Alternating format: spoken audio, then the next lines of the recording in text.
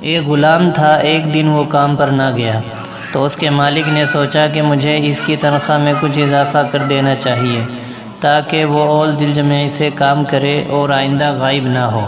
اگلے دن مالک نے اس کی تنخواہ سے زیادہ پیسے اسے دیے جو اس نے خاموشی سے رکھ لیے، لیکن کچھ دنوں بعد وہ دوبارہ غیر حاضر ہوا تو اس کے مالک نے غصے میں آ کر اس کی تنخواہ میں کیا گیا اضافہ ختم کر دیا اور اس کو پہلے والی تنخواہ ہی دی۔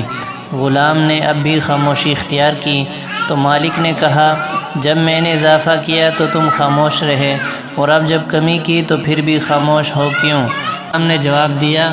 جب میں پہلے دن غیر حاضر تھا تو اس کی وجہ بچے کی پیدائش تھی اور آپ کی طرف سے تنخواہ میں اضافے کو میں نے وہ رزق خیال کیا جو اپنے ساتھ لے کر کے آیا، اور جب میں دوسری مرتبہ غیر حاضر تھا تو اس کی وجہ میری ماں کی وفات تھی اور آپ کی طرف سے تنخواہ میں کمی کو میں نے وہ رزق خیال کیا جو اپنے ساتھ واپس لے گئی۔ پھر میں اس رزق کی خاطر کیوں پریشان ہوں جس کا ذمہ خود اللہ تعالی نے اٹھایا ہوا ہے؟